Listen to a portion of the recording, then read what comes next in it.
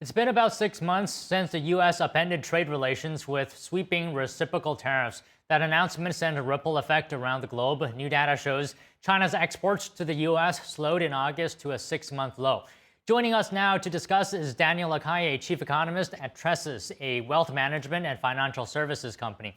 He's also an international financial analyst and author of the book Freedom or Equality. So, Daniel, let's get right into the numbers here. Data shows that China's export to the U.S. plunged 33% last month, and imports from the U.S. to China fell 16% from a year ago. Can you help us make sense of these numbers in terms of perhaps impact to businesses, consumers? Yeah. Well, thank you very much, Don. I think that a lot of things to take out from these figures. Number one is that the narrative that US consumers would absorb tariffs has been completely debunked. The decline in exports shows that, number one, the suppliers all over the world are happy to sell to the United States, and that United States distributors are finding no problem to fill their orders with other products, and that Chinese companies are unable to pass the tariff to consumers. One of the things that is very interesting is that export growth is much lower than what market estimated, which also shows that Chinese exporters are not able to find other markets other than the United States. Yes, exports have grown, but they've grown significantly below what analysts expected. So the first one is obviously that there is absolutely no evidence that United States companies are accepting from Chinese exporters an increase in prices due to tariffs. Number two, that those Chinese exporters are not able either to maintain their margins and continue exporting as much as they did. And number three, that there has been no evidence whatsoever in the United States of a reduction in availability of products. So there is a very significant, coming from the trade data that we saw the other day, a very significant shift. A lot of products are coming from other countries and not from China. This is an interesting one. A lot of countries are actually adapting very, very well to the current environment. How do you think this impacts China's economy? Because we've talked about in the past how China's economy perhaps is not the best. How is this going to add to that?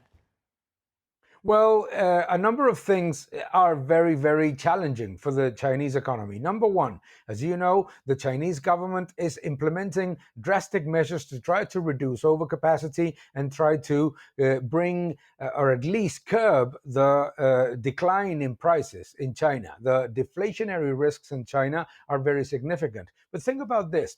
If exporters are unable to continue to grow their volumes globally by eliminating the United States market, and at the same time, United States exports have declined so severely, it shows two things. Number one is that the richest and best market is not accepting the prices that they're selling at, and certainly that will continue to erode margins and continue to worsen the working capital problem of Chinese exporters. And number two, it is also going to show that they are going to find themselves in a very challenging environment to maintain jobs and to maintain production. Those three elements, lower prices, lower margins, and the risks to employment, are things that add to an already challenging situation for China coming from the real estate bubble burst.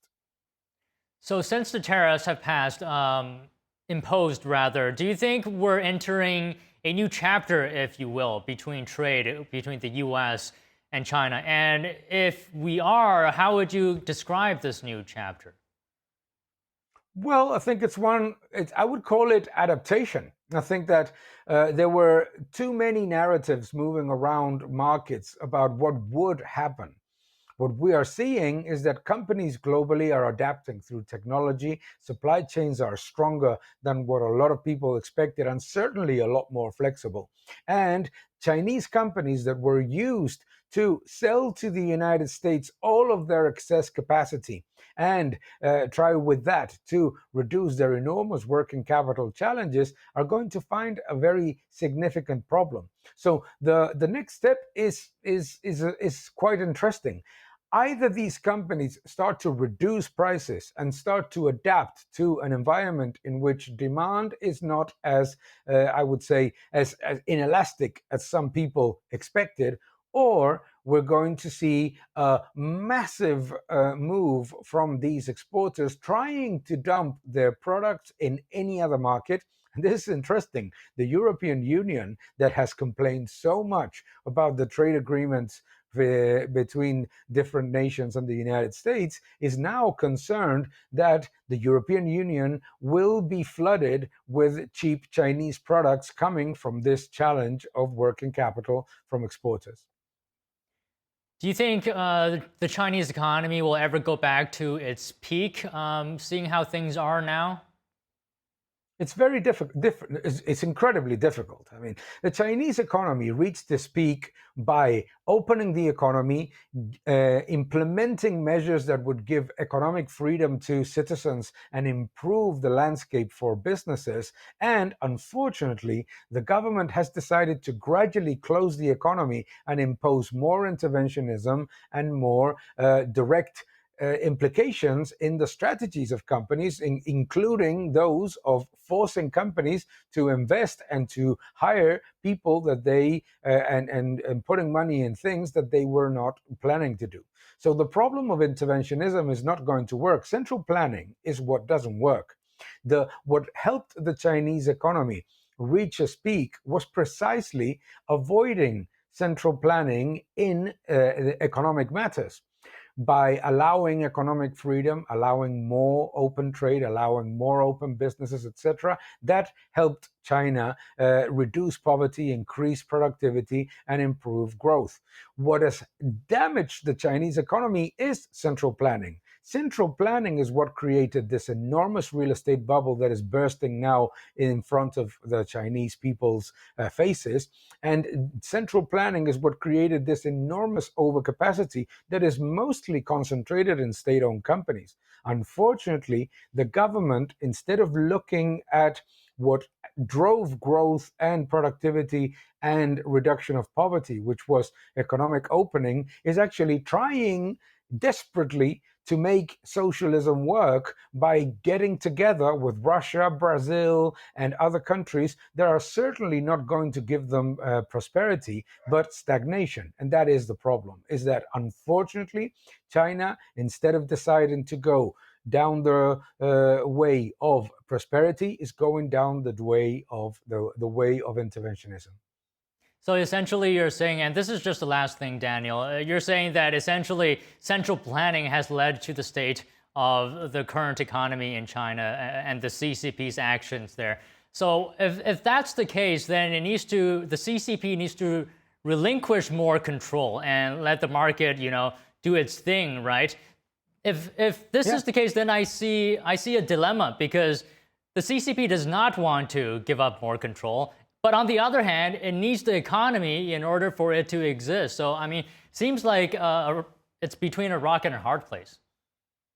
It is between a rock and a hard place. You've said it very well. And unfortunately, there is a trend in China that you know very well, in which there is a group of intellectuals trying to convince the government that through technology and artificial intelligence, they're going to make communism work. Communism doesn't work because it ignores the basic elements of economic calculus. That is the reason why communism has never worked and is not going to work with or without artificial intelligence. So I think that is the problem, is this obsession of trying to bake the cake and eat it. The Chinese economy achieved the most spectacular levels of growth and reduction of poverty seen in recent history by opening the economy. Unfortunately, since the decision to maintain the power of Xi Jinping almost forever, every single policy measure has been to reduce the operating and economic and financial freedom of businesses, particularly in technology. And think about this. The race in the technology battle of China has started to worsen relative to the United States precisely when the government decided to intervene in the technology sector. Suddenly, patents all of the innovations, all of the great improvements that were being achieved started to slow down dramatically. And it's logical. Central planning never works. It doesn't work in the euro area, as we are seeing with Germany, with France, etc. It doesn't work. It didn't work in Japan. It doesn't work in the UK, and it's certainly not going to work in China. And they will unfortunately learn the hard way. Hopefully, somebody will come up and implement opening measures. I think, Daniel, you're spot on there because I talked to a guest before and they phrased it like in a way that it's only a matter of time that the Chinese Communist Party will collapse. But thank you for the conversation today, Daniel. It was a pleasure to speak with you. Always a pleasure. Thank you very much, Don. Thank you for watching this video. Please subscribe to my channel, like my videos, leave your comments below, and keep defending freedom. Thank you very much.